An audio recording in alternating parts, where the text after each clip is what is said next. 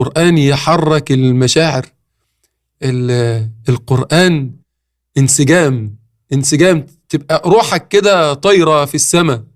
فعلا مفيش حاجة تقربك من الله مثل القرآن. ما تزعلش مني لو اتشقلبت في الجو وعايز تتقرب إلى الله بكل شيء، لن تستطيع أن تتقرب من الله بشيء مثل القرآن. هذا كلام الله.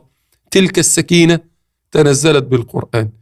سيدنا أسيد ابن حضير كان يصلي يوما ما، يصلي قيام الليل، وكان يقرأ بسورة الكهف، وفي داره الدار بتاعه فرسه، إذ غشيته سحابة كده نازلة من السماء.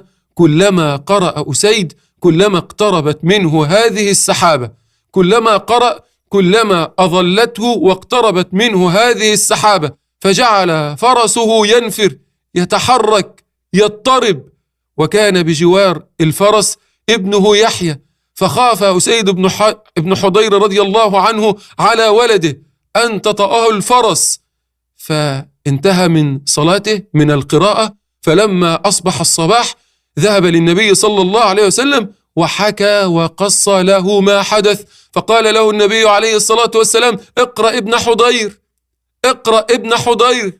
يعني إيه؟ يعني كان عليك أن تستمر في القراءة. وقفت القراءة ليه؟ طبعا هو خاف على ابنه يحيى.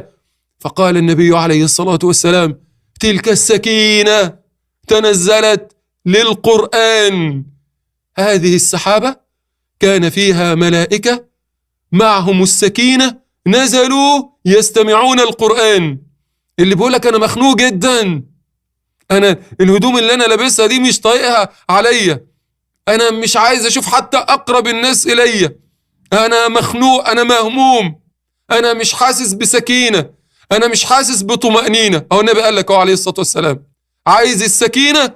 تلك السكينة نزلت للقرآن. شيخنا نستمع إلى آيات من سورة الكهف. المال والبنون زينة الحياة الدنيا، والباقيات الصالحات خير عند ربك، والباقيات الصالحات خير عند ربك ثوابا وخير أملا.